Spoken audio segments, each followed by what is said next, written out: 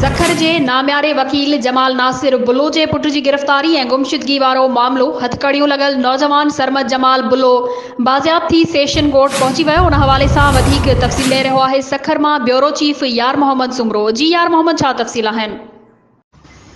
जी Zara, बिल्कुल सखर जे नाम्यारे वकील जमाल नासिर बुलो जो नौजवान पुटु ओचितो हथकड़ियुनि सां गॾु सखर जी सेशन कोर्ट में पहुची वियो, जिते हुन अदालत खे बयानु ॾियण खां बाद में मीडिया सां ॻाल्हाईंदे हिन जो चवणु हुयो त खेसि सालियापट वेझो पुलिस रोड ते उछलाए फ़रार थी वई हुई। राति देरि सां पुलिस मुंहिंजी अखियुनि ते पटियूं ॿधी पुलिस मोबाइल वैन में विहारियो ऐं चयूं त अॼु तोखे दरिया में उछलाईंदासीं, तुंहिंजो आख़िरी ॾींहुं आहे ऐं कलमो पढ़ी छॾ।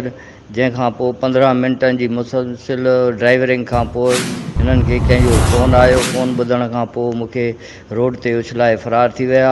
पुलिस मुंहिंजे ख़िलाफ़ु कूड़ियूं FIR दाख़िल कयूं आहिनि ऐं मुख़्तलिफ़ तरीक़नि सां मूंखे परेशान कयो पियो वञे, पर मां मुड़ुस थी मुंहुं ॾींदुसि केसनि खे, कंहिंखां डिॼण वारो न आहियां। अहिड़ियूं दरख़्वास्तुनि खां जेको आहे कंहिं बि सूरत में कोन डिॼंदुसि ऐं पंहिंजे मौक़िफ़ ते ऐं असूल ते जारी रहंदुसि। जी ज़ारा।